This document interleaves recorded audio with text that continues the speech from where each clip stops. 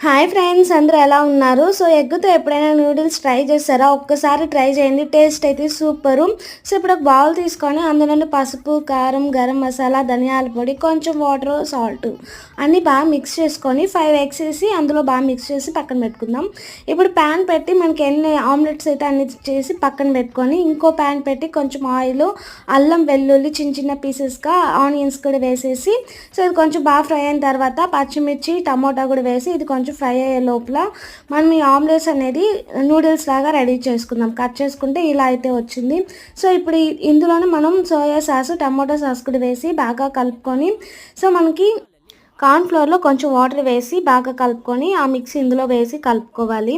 So అంతే. ఇప్పుడైతే మనం ఎగ్ నూడిల్స్ అనేది అందులో వేసేద్దాం. ఒకసారి బాగా కలిపేసి కొత్తిమీర వేసి అంతే. టేస్ట్ అయితే సూపర్. కొంచెం డిఫరెంట్‌గా చాలా బాగుంది టేస్ట్ అయితే. మీరు ట్రై చేసి ఎలా